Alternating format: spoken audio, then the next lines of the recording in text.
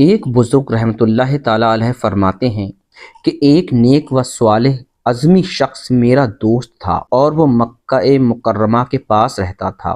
ساری رات کعبۃ اللہ شریف کا طواف کرتا اور ہمیشہ قرآن پاک کی تلاوت کیا کرتا تھا۔ عرصہ دراز تک اس کا یہی معمول رہا۔ ایک بار میں نے اسے کچھ سونا بطور امانت دیا اور خود یمن چلا گیا۔ جب واپس لوٹا تو اتفاق سے اس نیک شخص کا انتقال ہو چکا تھا، لہٰذا میں اس کی اولاد کے پاس پہنچا اور سارا ماجرا سنا کر اپنی امانت کی واپسی کا مطالبہ کیا۔ انہوں نے جواب دیا، خدا کی قسم، تم جو کہتے ہو ہمیں اس کی کچھ خبر نہیں اور نہ ہمیں تمہاری امانت کا علم ہے۔ اس طرح کی گفتگو سن کر میں بڑا پریشان ہوا کہ افسوس، میرا اتنا سارا مال ضائع ہو گیا۔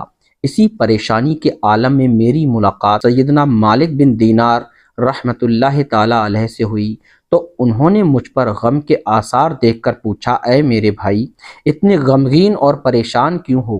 میں نے انہیں اپنا سارا ماجرا کہہ سنایا تو انہوں نے فرمایا، جمعے کی آدھی رات کے وقت مطاف یعنی رکن یمان اور مقام ابراہیم کے درمیان کھڑے ہو کر با آواز بلند پکارنا، اے فلاں، تو اگر واقعی وہ اللہ پاک کا محبوب و صالح بندہ ہوا تو اس کی روح تجھ سے کلام کرے گی۔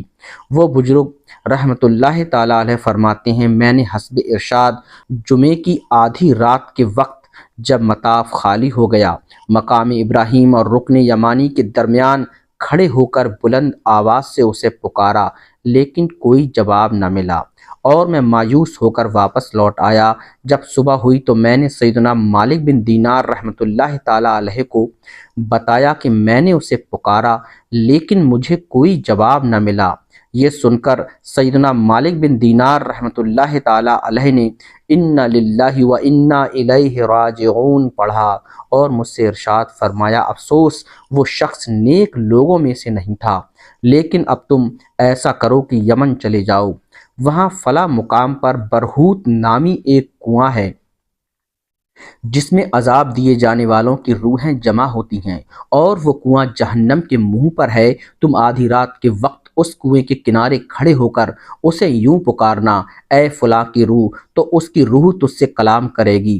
وہ بزرگ رحمۃ اللہ تعالی علیہ فرماتے ہیں، میں نے یمن کا سفر اختیار کیا اور آدھی رات کے وقت برہوت نامی کنویں کے پاس جا کر بیٹھ گیا۔ وہاں میں نے دیکھا کہ دو شخصوں کو لا کر اس کنویں میں اتارا گیا۔ دونوں رو رہے تھے۔ ایک نے دوسرے سے پوچھا، تو کون ہے؟ دوسرے نے جواب دیا، میں اس ظالم شخص کی روح ہوں جو دنیا میں بادشاہ کا پہرے دار تھا اور حرام کھاتا تھا۔ ملک الموت علیہ السلام نے مجھے اس کنویں میں پھینک دیا اور اب مجھے عذاب دیا جاتا رہے گا۔ دوسرے نے کہا، میں عبد الملک بن مروان کی روح ہوں جو نافرمان اور ظالم شخص تھا اور اب مجھے اس کنویں میں عذاب دینے کے لیے لایا گیا ہے۔ جب میں نے ان دونوں کی چیخ و پکار سنی تو گھبراہٹ کی شدت سے میرے بدن کے رونگٹے کھڑے ہو گئے۔ پھر میں نے اس کنویں میں جھانک کر بلند آواز سے پکارا، اے فلاں، تو اس شخص کی آواز آئی، لبیک، یعنی میں حاضر ہوں، اور وہ اس حالت میں تھا کہ اسے عذاب دیتے ہوئے مارا پیٹا جا رہا تھا۔ میں نے اس سے پوچھا، اے میرے بھائی، وہ امانت کہاں ہے جو میں نے تیرے پاس رکھوائی تھی؟ اس نے جواب دیا، وہ امانت فلاں جگہ فلاں زینے کے نیچے دفن ہے۔ پھر میں نے پوچھا، اے میرے بھائی، کس گناہ کے سبب تجھے بدبختوں کے مقام پر لایا گیا ہے؟ اس نے جواب دیا، میری بہن کے سبب، اس لیے کہ میری ایک غریب بہن مجھ سے کہیں دور سرزمین عظم پر رہتی تھی۔ میں اس کی پرواہ کیے بغیر اللہ پاک کی عبادت میں مشغول ہو گیا تھا اور مکہ مکرمہ میں رہنے لگا تھا، اور اس مدت میں نہ مجھے اس کی کوئی فکر ہوئی اور نہ اس کے بارے میں کسی آنے والے سے کچھ پوچھا۔ جب میرا انتقال ہوا تو اللہ پاک نے میری پکڑ فرمائی اور مجھ سے ارشاد فرمایا، تو کیسے اپنی بہن کو بھول گیا حالانکہ اس کے پاس کپڑے نہیں تھے، جبکہ تو کپڑے پہنے ہوئے زندگی گزارتا رہا؟ وہ بھوکی رہی اور تو پیٹ بھر کے کھاتا رہا، وہ پیاسی رہی اور تو سیراب ہوتا رہا۔ مجھے اپنی عزت و جلال کی قسم، میں رشتہ داریاں کاٹنے والوں پر رحم نہیں کروں گا۔ پھر اللہ پاک نے فرشتوں کو حکم دیا کہ اسے لے جاؤ اور برہوت نامی کنویں میں ڈال دو۔ ملک الموت علیہ السلام نے مجھے اس کنویں میں ڈال دیا ہے اور اب مجھے یہاں بڑا سخت عذاب دیا جا رہا ہے۔ اے بھائی، تم میری بہن کے پاس جا کر میرے لیے معافی کی درخواست کرنا، اگر وہ معاف کر دے گی تو شاید میرے لیے عذاب سے چھٹکارے کی صورت ہو جائے، کیونکہ اللہ پاک کے ہاں قطع رحمی یعنی رشتہ توڑنے والوں کے لیے، جو رشتہ توڑتے ہیں ان کے لیے اللہ کی طرف سے کوئی رحم نہیں کیا جائے گا۔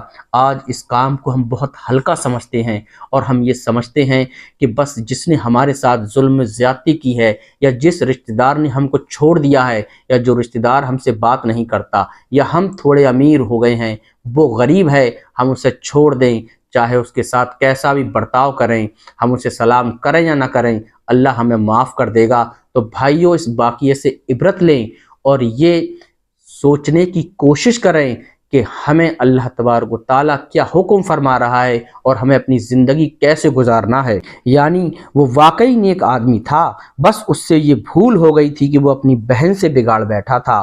وہ بزرگ رحمۃ اللہ تعالیٰ فرماتے ہیں، میں اس کے بتائے ہوئے پتے کے مطابق اس جگہ گیا جہاں امانت دفن تھی، وہاں زمین کھود کر میں نے اپنی امانت حاصل کی، پھر اس کی بہن کے پاس پہنچا اور اسے اول تا آخر سارا ماجرا کہہ سنایا تو وہ رونے لگی۔